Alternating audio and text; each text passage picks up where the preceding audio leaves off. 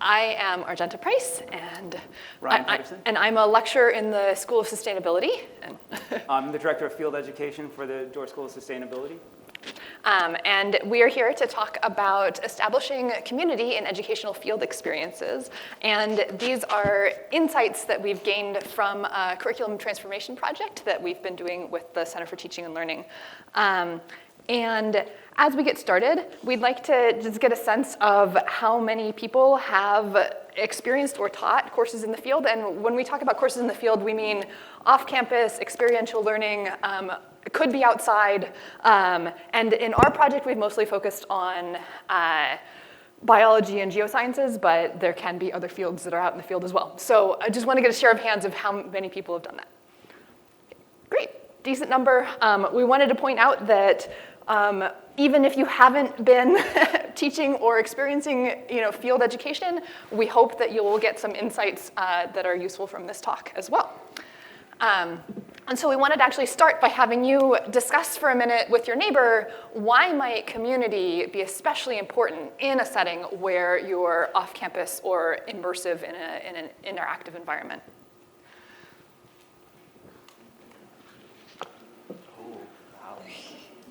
Seminar-like.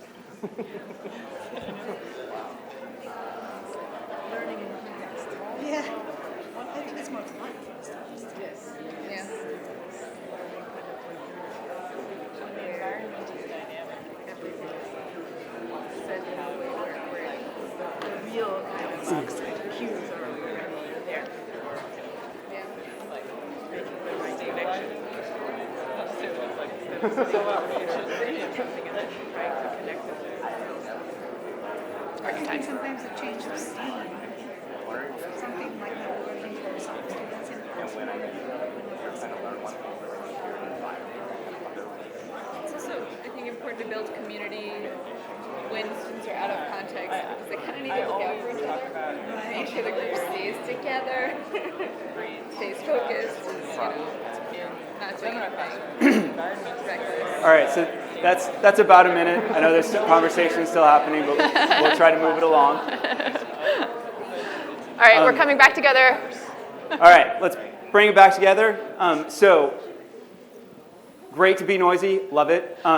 In that, thinking about community, I don't know how many people started with, well, what do you mean by community? And your conversations about why it might be important, but that's where we're gonna start. Oftentimes, we think of community as being a group of people with shared values or ideas, a shared history, or even a shared identity. But that's not likely to be true in field courses and field experiences. Students don't necessarily choose their classmates, and we don't want them showing up with all the same identity. So we need a definition of community that is more useful for what we're talking about. So we wanted to start here quickly with a definition that's from the Columbia Center for Teaching and Learning, which their website there is fantastic. If you haven't seen it, go look at some of those resources. But a supportive social group in which members feel a sense of belonging and share a common interest, experience, or goals. And we're going to focus on that for our discussion today. For the purpose of the talk, we're going to take for granted that students have better learning outcomes when there's better community. Obviously, that's an assumption, and there's a lot of literature on that one, but we're going to assume that it's true for this talk. So let's talk a little bit about why building community and field experiences is even more important than in a classroom. There's a lot of reasons why field experiences are more challenging, from remoteness, unfamiliar situations, prolonged personal interactions, separation from normal support systems, and often unclear behavioral norms. These all sort of stem from a lot of this from our project, interviewing students and faculty about their experiences in courses, so it's all supported from that, but it's also pretty common in the literature. These can all affect a student's sense of belonging and inclusion in a field program, and can be exacerbated by longer or even more remote experiences. However, I think for our discussion today, we want to focus on something that may not always be thought of, which is students and instructors bring more of themselves to the experience. And this can include anything and everything from identity, physical ability, access to prior knowledge, dietary requirements, extracurricular interests, need for personal space and quiet time, different forms of epistemic participation, which we heard about earlier. All of these things can create in-groups and out-groups in a social situation. And they can either help create community or they can hinder that. And so if we really want to build community, we have to understand all of these issues, take them into account, and explicitly design experiences that help build community, taking these into account.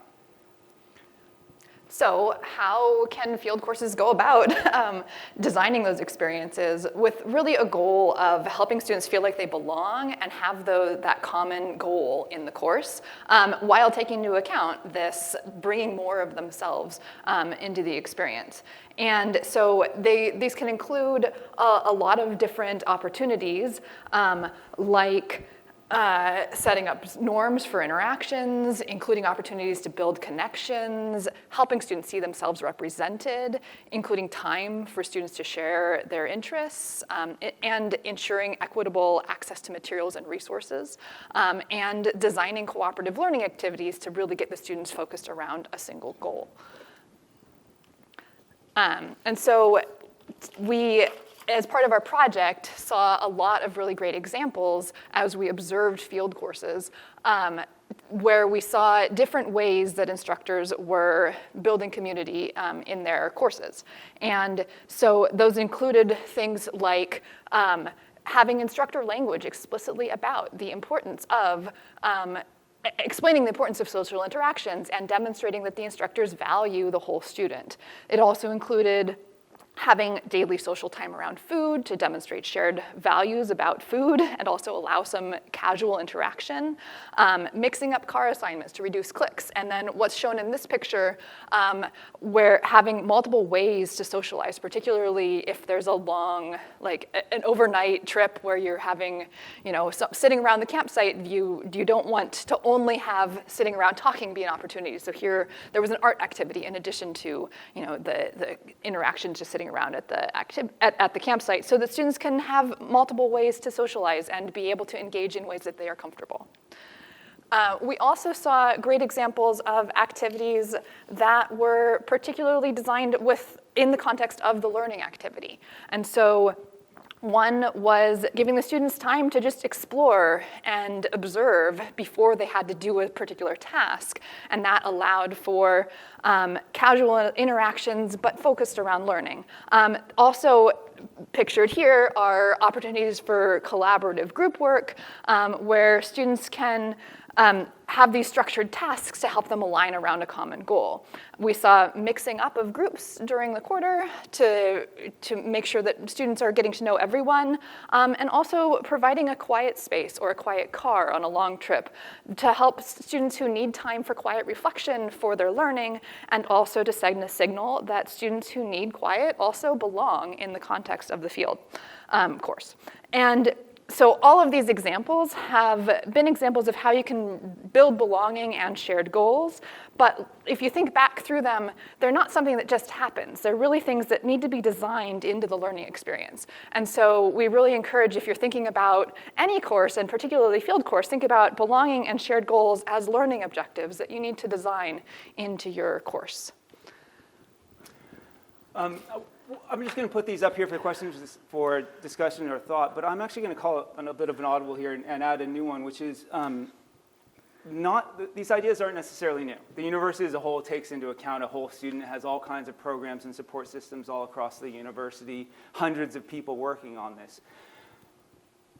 We need to think about field experiences and immersive education not as a lecture that happens outside, but a recreation of the entire university system that happens away from campus, which means everything from EH&S to housing and dining to all of the different support systems and social programs that the university has need to be recreated in the field by sometimes one or two people. That's a lot to ask, and it's something that needs to happen, particularly with changing attitudes of students, changing expectations. How do we do that? How do we ask instructors to take on all of this and their learning objectives and course content? I don't know how we get that done, but I think it's something we have to figure out how we do. I'm Sara Meyer Tapia, and I direct a program here on campus called Stanford Living Education. And similarly to how we start a lot of our classes, maybe let's all just take a moment and set down what is in our hands. You might close your eyes or just feel your feet on the ground, your seat in the chair, your body in the space. Maybe reconnecting to whatever intention brought you here in the first place. And just giving yourself a breath.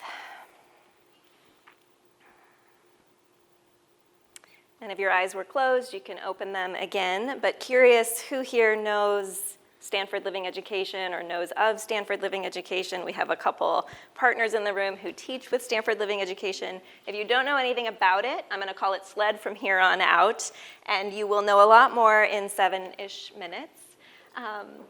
The themes for today all integrate a little bit with what I'm going to share, but really focusing on the theme of partnerships across campus, because the courses in our program are taught by a lot of amazing people, and I'm already thinking Shoshana Williams is going to teach a SLED chemistry class soon. So keep your eyes and heart and ears open for what might spark your interest. Why we are called Stanford Living Education. First and foremost, our curriculum is alive. It's constantly evolving. We're responding to where students are, what students are needing. Perfect example is a course that we just launched this year in partnership with Esther Sahite in the Office of Inclusion and Belonging. She's teaching a course called Dialogue Lab that teaches students how to engage across differences, which is rather relevant at the moment. Also, our courses are generally about how to live as healthy, whole humans. And we teach a variety of topics, some of which are on the screen here. We have a course in sleep health that Sara Ivanhoe is going to talk about in more depth.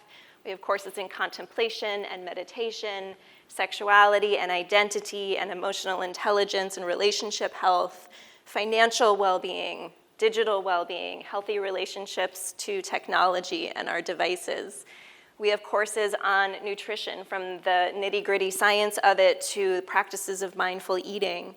We have courses in leadership, purpose, the science and practice of behavior change, and a lot of art and embodied practice in our curriculum. And we actually did have one course, I'm thinking of the field work people, we actually had one course that we partnered in years ago that was a well-being course that was out in Jasper Ridge doing nature documentary.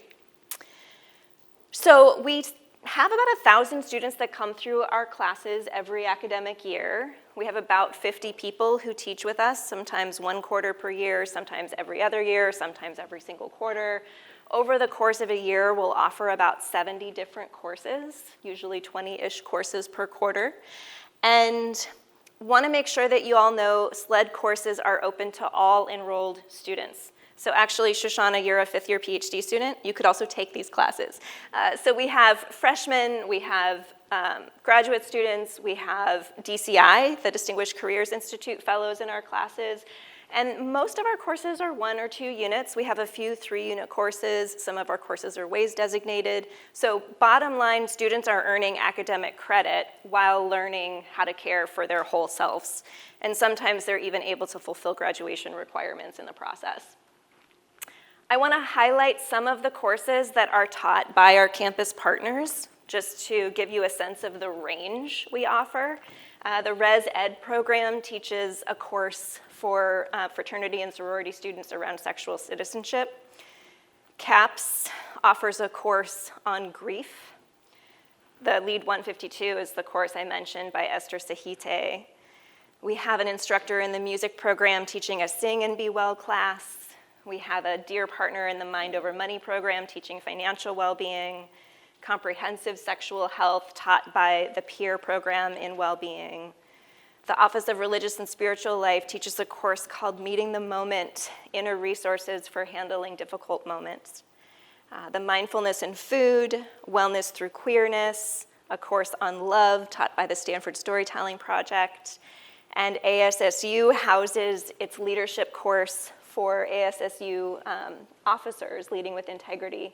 And then that bottom one got cut off, and I'm gonna, ooh, that's through urban studies. That was a good little quiz to myself. That is a course on leadership housed by urban studies.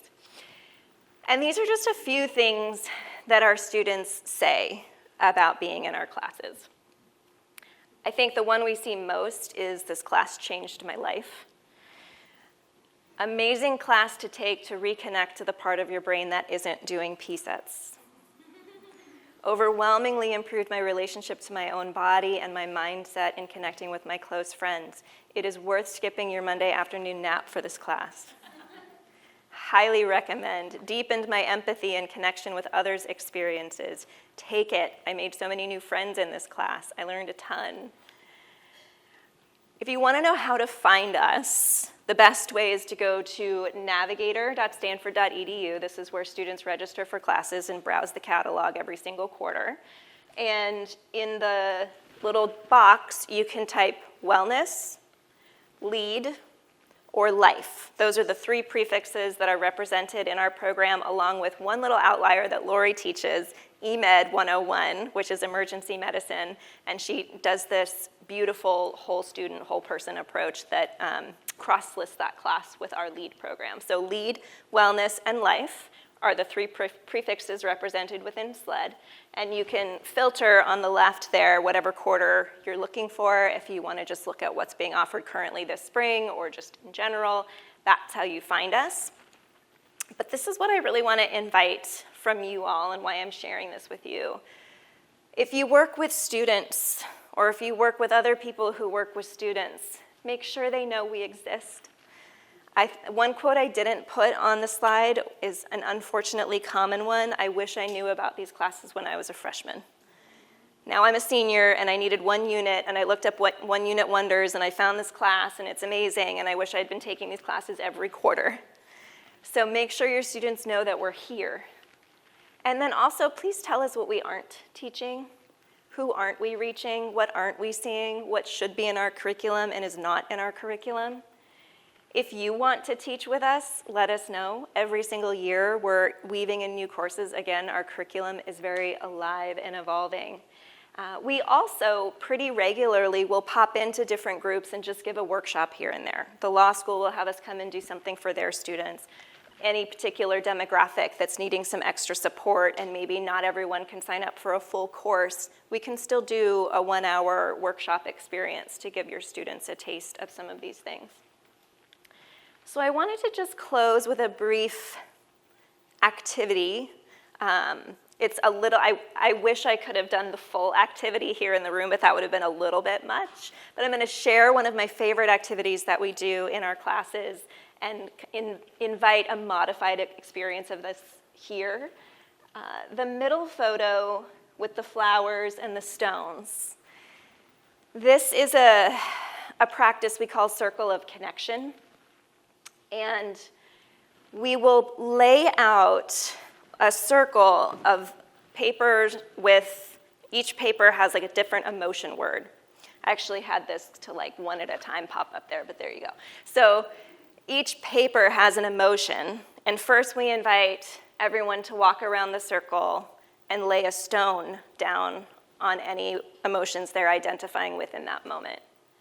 And then we do a second walk around the circle, and students will lay a flower down on anything that they want to just sort of acknowledge, witness, I see you, I feel that.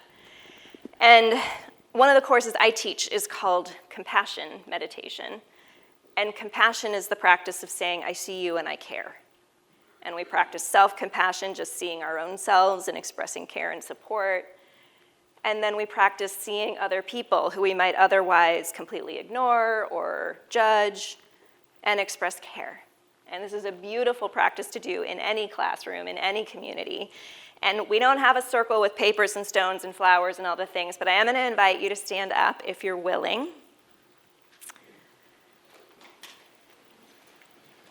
And find that kind of brave space. We often say safe space. Brave space is maybe that edge where you're still safe and you're willing to be a little bit vulnerable.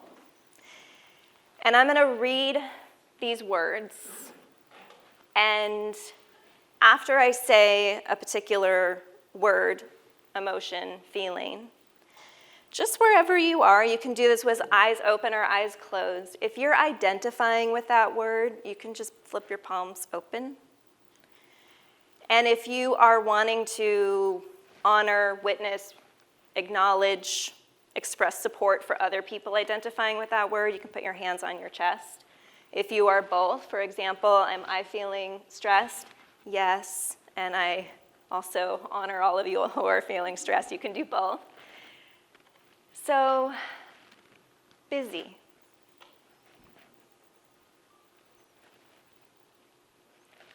Stressed. Tired. Happy. Insecure. Let down. Frustrated. Critical. Amazed. Lonely. Inspired. Loved. If you want to just open your eyes and look around the room and take that in. Thank you.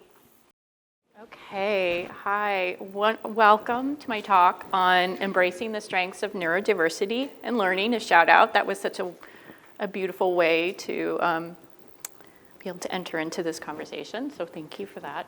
I'm Dr. Melissa Tamas. I am the Assistant Director for Neurodiversity and Learning Programs over at the Center for Teaching and Learning. So I'm going to talk today about highlighting some of the strengths our neurodiverse and divergent instructors and students bring to the classroom. Okay, perfect.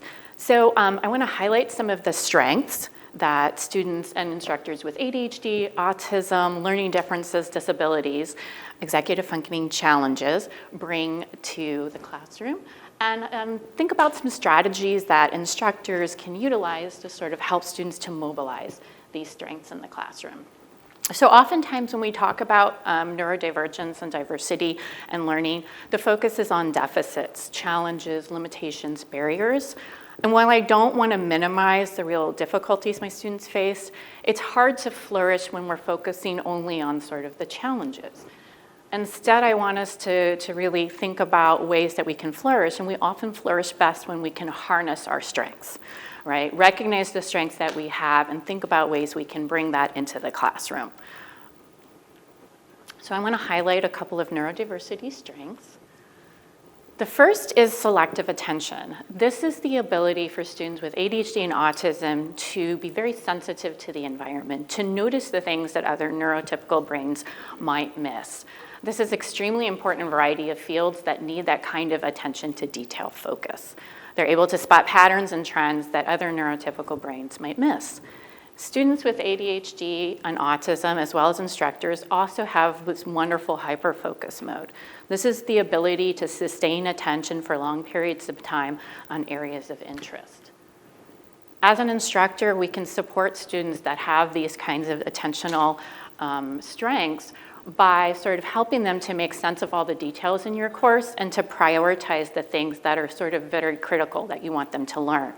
And neurodiverse students especially love instructor resources, like fill in the blank kinds of notes and guides for readings, for lectures, and for videos, so they can figure out, okay, these are the important details. They love it when you can explain aloud your thinking and rationale for the problem solving. Why did you get the answer that you did? What's your rationale for the solutions? Or even what's the rationale for why we're doing this? Why should I be, what's my goal of this activity? And offering an online roadmap in your syllabus so they know the details they need to follow so that they can get their accommodations. Many neurodiverse brains also have strengths in divergent thinking. This is associative or creative thinking. This is the ability to look at all these details and put them together in unique and innovative ways. It allows for innovative thinking, solutions, and approaches to everyday problems. We can harness that when we think about ways to bring creativity in the classroom. Neurodiverse and divergent students in STEM-related fields love exploratory research. So this is not the traditional start here, follow your protocol, end here. But this is a real-life problem. I have the opportunity to explore and experiment, and there might be multiple ways to solve this problem. Open-ended assignments and questions can inspire creativity, as is opportunities to integrate play and fun into your classroom. Educational video games, trivia, or even role-playing can sort of add an element of fun and inspiration. Many neurodiverse and divergent students and instructors bring particular memory strengths to the classroom. For example, dyslexic students often have strengths in episodic memory. So they're particularly good at remembering information when it's in a story form or when it's connected to their own personal experience. They're really good in discussion sections where they can learn by listening and talking through things rather than reading about it. Our autistic instructors and brains bring strength in rote memory, the ability to remember details, especially in areas of interest. So you can tap your auditory memory when you can try to find ways to make learning personal. This can be pair and share, maybe it's people teaching each other, guest speakers, role plays, simulations, and case studies can all make learning very personal. Think about auditory methods that students can display their knowledge. Instead of a paper, how about a podcast or a presentation? And then making sure that your material is screen reader and accessible so that they can listen to your lectures or your readings through Speechify or other kinds of technologies. Visual spatial thinking is the ability to imagine things in your imagination and mind, products, characters, spaces, and use your brain and body to create it. It's so useful in a variety of STEM fields where you need to think about products and figure out how can I actually create those. So instructors can tap these amazing visual spatial thinking skills when they integrate visual and hands-on activities into your classes. So yes, infographics, videos, but problem-based hands-on learning activities. There's tons of visualization software and websites, animation for STEM fields, electronic portfolios, videos, infographics, and even concrete examples for abstract concepts can be really, really helpful. The last one I want to talk about is novel problem solving or fluid reasoning. This is the ability to think logically and solve problems in new situations without necessarily drawing on past experience or guidance. Neurodiverse individuals bring unique problem solving skills to our classes. Dyslexic students have this big picture thinking approach. They're able to see patterns and complex systems without getting stuck in the details. Whereas our autistic brains have a bottoms-up analytic style of problem solving. They want all the details in your classes and they can put them together to solve comprehensive solutions. You can tap problem solving in your classroom but through activities that can help students to think about problems from different perspectives and get real-time feedback so they can self-correct. So group work, discussions, simulations, role plays, debates can all give students sort of problem-solving support. Often, dyslexic students with that big picture perspective love it when instructors start with the big picture before they introduce and get into the details. You can chunk information and give students time to synthesize those details into your big picture framework.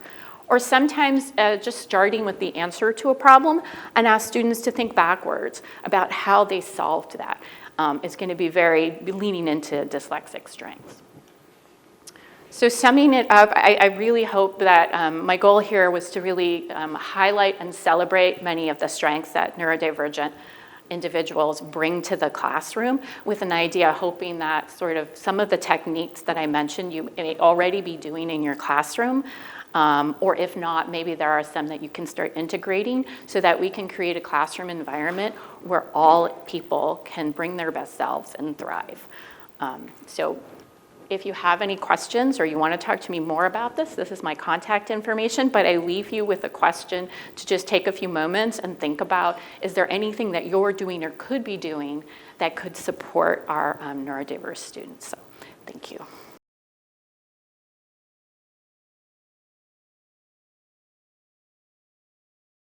Hello, everyone. I'm brand new Dr. Sara Elizabeth Ivanhoe. It's still a novelty to be able to say that. And I'm calling my talk From Sleep to Seat, Flourishing in Higher Education. The objective of the talk is to explore the bidirectional relationship between sleep and classroom energy, faculty, and students. So I wanted to start with a question. How many of you have had a student fall asleep in class while you're giving a lecture? Right? It can happen. It happens, or almost fall asleep fighting it.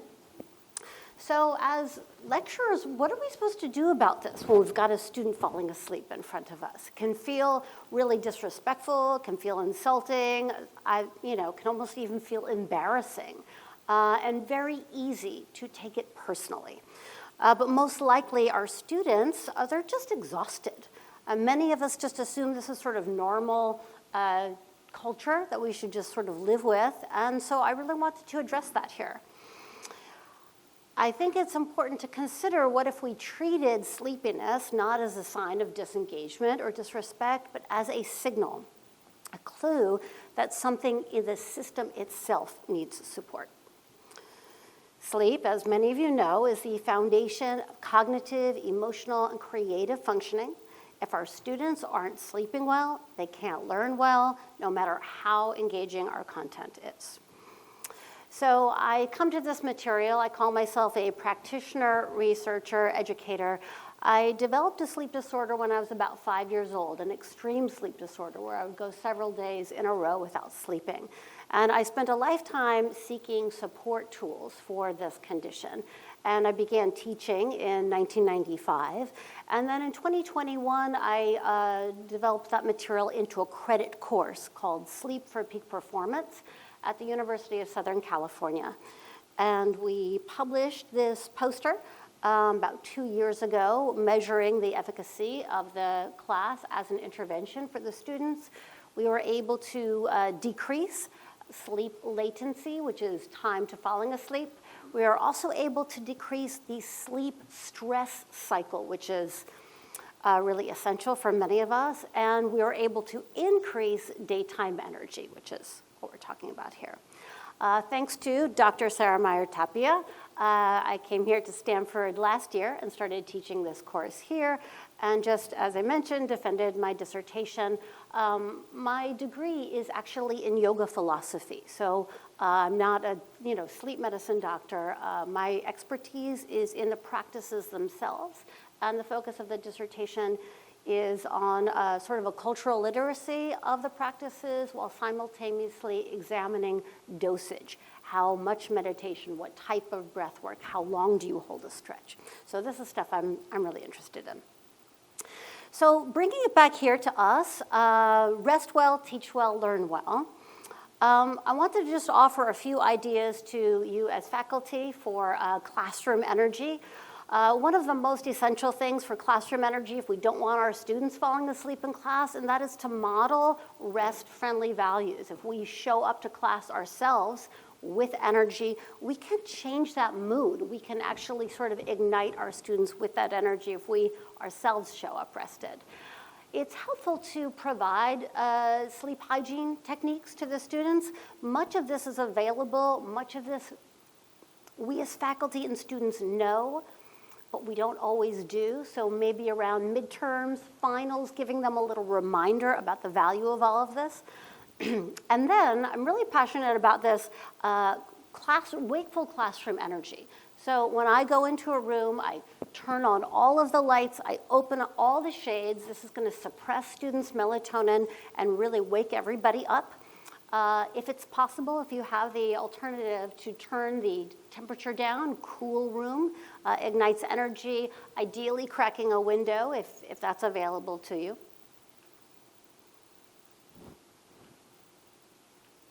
It's not going. Should I be pointing this somewhere else? Okay. Where the energy comes in. Yeah, there we go. Okay, another really big one is reminding students to hydrate. So much of the time, oops, did I do it again? How do I go back? All right, thank you. Thanks for the community effort there. So reminding students to hydrate is essential. So much of the time we think that we are tired during the day. I love that all of you just grabbed your water bottle. That's fantastic. Please do it now. Even 2% dehydration creates a decrease in energy. 75% of Americans chronically dehydrated. If the students are falling asleep, tell them to take a little water break and hydrate. It really can help.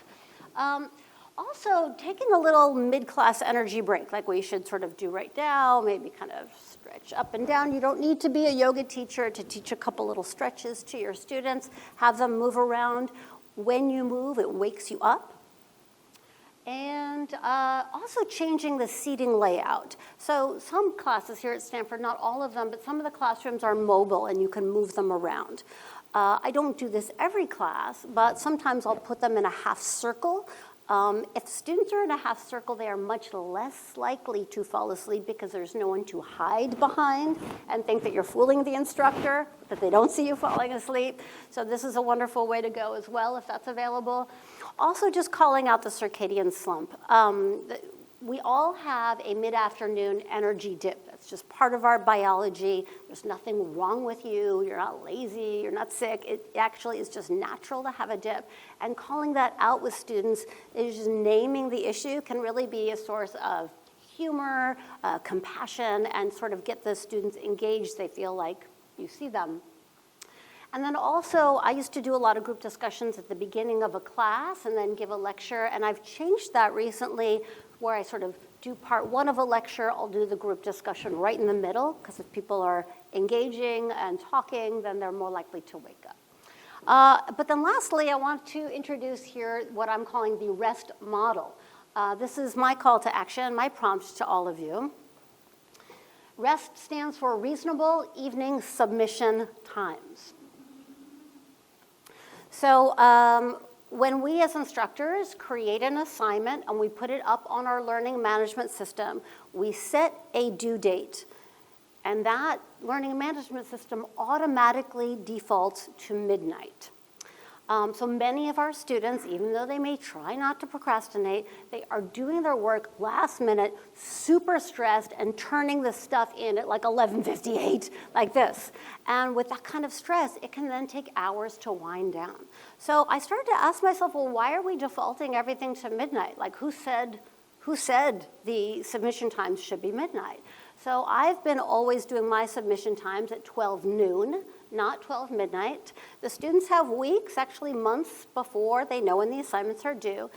If 12 noon doesn't feel reasonable, like if for whatever reason that doesn't sort of sit right, it doesn't resonate, I would recommend 8 p.m. at the latest. This sort of respects students' circadian rhythm. It's showing them that we actually do care about their well-being. If they submit something at 8 o'clock, there's still a few hours to wind down and sleep at a, quotes, normal, healthy hour. And I think that this really also sets students up for what they're going to be facing when they leave the education and go into the workplace. Much of this work is done during the day, so it really kind of models that timeline. So I also created a what I call stress-free submissions, a REST model for the students themselves, because I see there's so much tension around these submissions. So R stands for rewind the clock. So if my assignment's due at noon, I'm going to aim to submit it at 11:30 at the very, very latest, right? So that there isn't any last-minute connectivity issues or that something broke or the system's not working, this kind of thing. E stands for exhale and review. So once I set my time, I take a breath and I review my material for content. Is this what I wanted to say? I made so many edits. Is it still making sense? And then take another review for all the formatting and file and fonts and all the logistics. So the 2 reviews happen. Take another breath. S stands for scan and soften. Then I encourage students to pause and do a body scan and consciously relax their body, their jaw, their shoulders, their hands, so that we're not associating the act of submitting an assignment with that much tension, right? We're trying to reprogram. So soften any tension, and then of course T stands for turn it in. So they submit the assignment and then take a congratulatory breath of relief that they did it.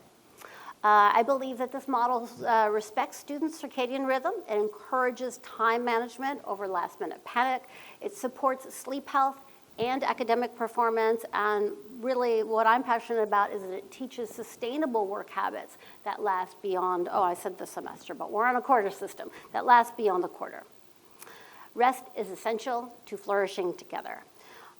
So I put together a couple little PDFs. The one from Sleep to Seat is the one for faculty about classroom energy tips, and the one on the right is the student suggestion for stress-free submissions. Thank you all so much for having me.